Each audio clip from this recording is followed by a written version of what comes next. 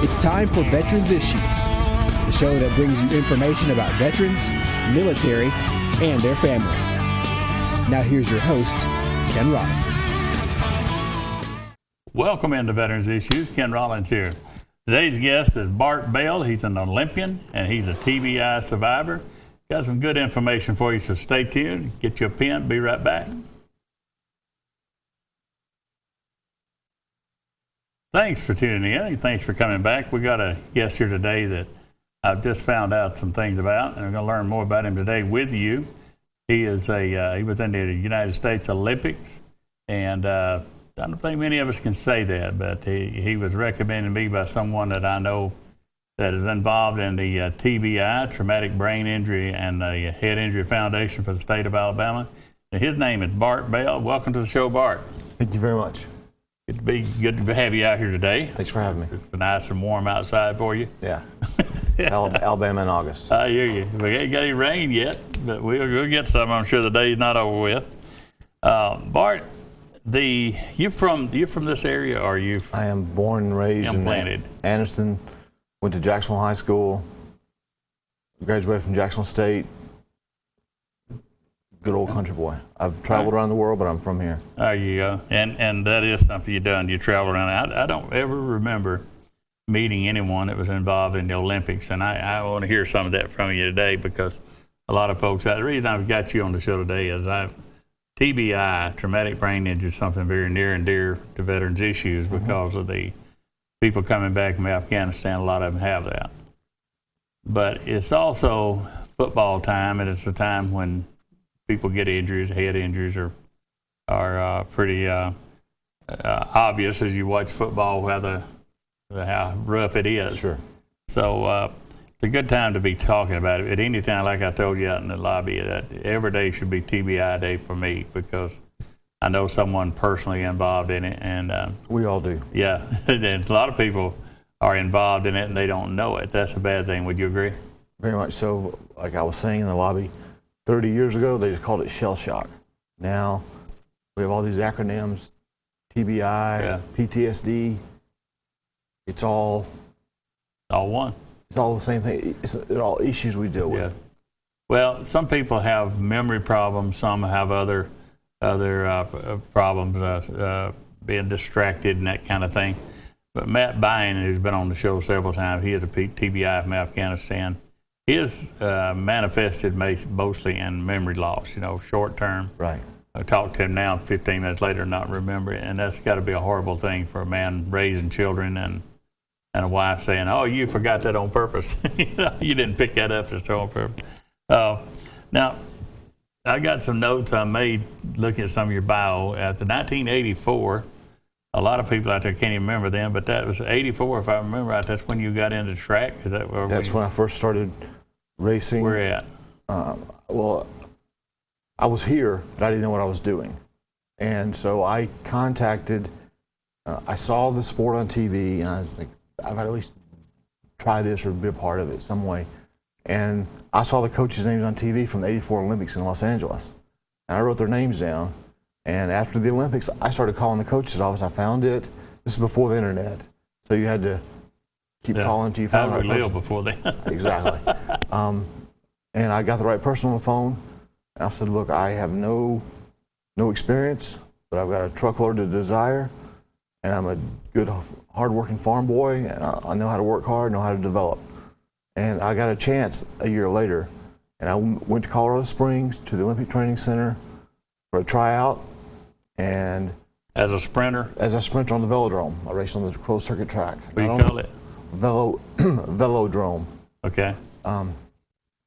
And there were probably 65 or 70 of us there that had the same conversation, pretty much, trying to weasel their way in. That's what I was trying to do, find a back door into the program. Yeah. How do I get in here? And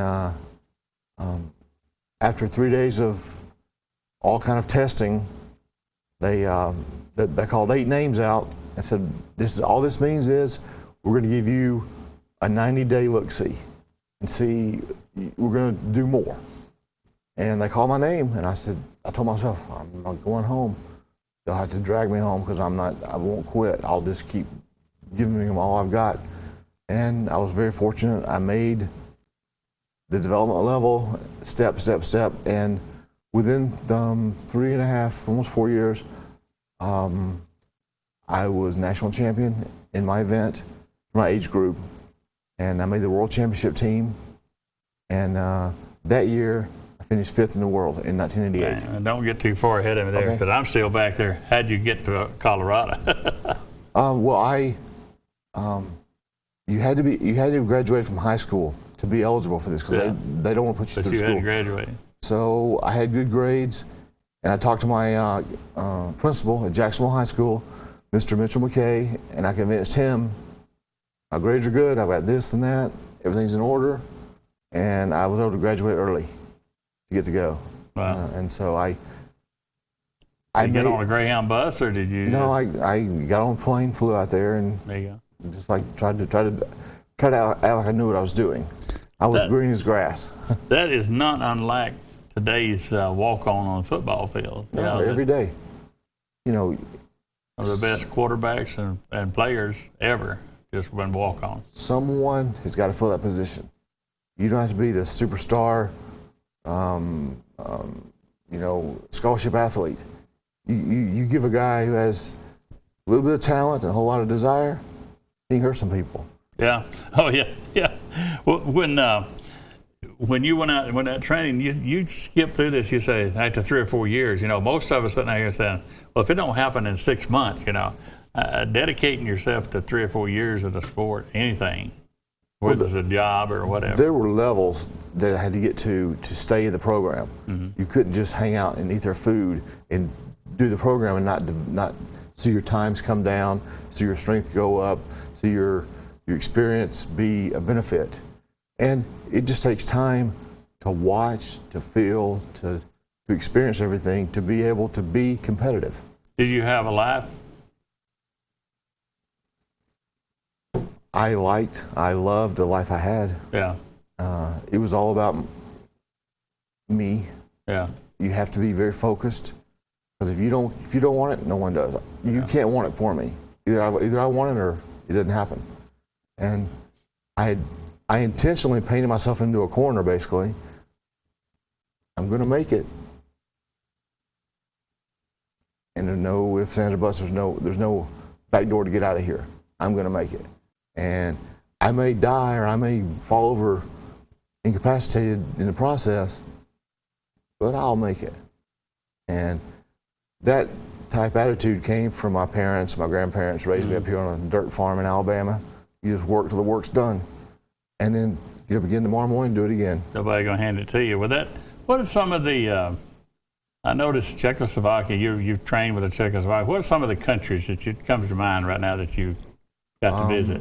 It's as close as Canada, New Mexico, Central America, Barbados, Trinidad and Tobago, and then going to Europe, East and West Germany, Czechoslovakia, Bulgaria, Poland, France, England. I'm just bouncing around in my head here. You didn't get to go Hatchie though, did you? No, I didn't get that one that lucky. We got to take a break. I will come back. I got some more questions for you that I think are going to lead us into somebody else that might have something that they want to do in their life. You might want to be helping them out here on that. Let's go to break. Come back. We're going to talk more with Bart Bell. Stay where you are. Step in. Welcome back in. And we're talking with Bart Bell, who is a former Olympian, and his career as Olympian was cut short with a traumatic brain injury. And now he's out at JSU. And back to Bart. Bart, we were, when we first met you, we were talking about some of what you've done, what your dreams were then, and they were cut short. So you had to take another track. You've been in business for yourself. You've done a lot of things. And you told me something that you would like to see the University, JSU, on the map, so to speak, on television, as having a place that an Olympian come through there. Tell me about that. Well, the opportunity is, my vision is to build Jack State as a regional development center for TBI, for post-traumatic soldiers coming home, for a high school football player that gets hurt this weekend in a car wreck somewhere here in the South. It's going to happen. To be able to come to Jack State, say at that point they're paraplegic, and so they think their life is over. Well, it's not. You can go to Jack State, go to school, get a 4-year degree or a 6-year master's degree in whatever your chosen field is, and we can give you an avenue of athletics. You're in a wheelchair, we race wheelchairs. They got those in the Olympics, right? They do. It's all part of the Paralympics, and it's a subsidiary of the Olympic team. Right. Yeah. They all are on the same path, same facilities, use the same. It takes place 2 weeks after the quote normal Olympics, and it's always in the same venues and everything. And there's a lot of talent right here in the South. They play football down here in Tuscaloosa. They're pretty good. I've heard about them. Yeah, and so there's a lot of talent here, and not everyone is going to make the NFL or the NBA or Major League Baseball. I want to help these people who have the desire to go on with their athletics a new avenue to go down. Just because they're in a wheelchair, so what? We can help you. We can form that path for you and guide you down it. And so you would need some people like thinkers like you are, thinking along that to say they would like to see the university, JSU, as a university that put these people through, got their education, and then got them into a program that when they win the Olympics, they got that JSU hat on. There you go. I'll just happen to have one with him. Hand it to him. Well, that's but there's a lot of different people out there that this what you're talking about is like. I guarantee you, Bart, when the next what they call marathon is run in Boston, those people that lost their legs and stuff are going to be in that running. Yes. They won't be running on their legs, but they're going to be running in chairs and everything else you do. But they're still running, and they're going to achieve something as probably not as much, but something similar to. You can not kill the human spirit, and even more than that, the American spirit of getting back up, dust yourself off, and get back in the game. Let me ask you this. This is something near to me. When I watch the Olympics, I get emotional like everybody else when I see that flag and I see our young men and women stand up there and the national anthem is played. When you were in South America and the old former Soviet Union places, Europe, how did people look to you as an American? Or was you even paying any attention? No, I was paying attention because you can feel the sense in the room of someone looking at you. The first thing you had to do is break down the barriers that, as far as between two humans, interpersonal skills, and come on in, have a seat. You thirsty? Talk to people, and don't be the big tough dumb American. Bend down and talk and be at their level, or bring them up to yours, or connect. I was very fortunate that when I went over to, it's when the wall came down in East Germany in 1990. Instead of sending politicians and people telling them what to do, they sent some actors and actresses and some athletes. And I was chosen to go. And I was over there for 5 months. I trained in their facility. I did their workouts, ate their food, dated their girls. I was young.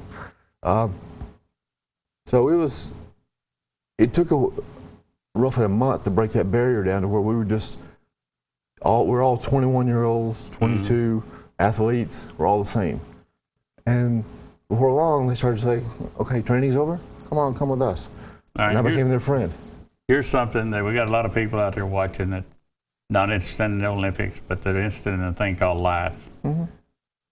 There's a lesson that I pick up from what you're saying. Now, there was a point you trained, and you said you went through this for years. You went through different levels, and you had a goal. Standing on that thing, that national anthem playing in the back of you, and it was cut short. When did you get your head injury?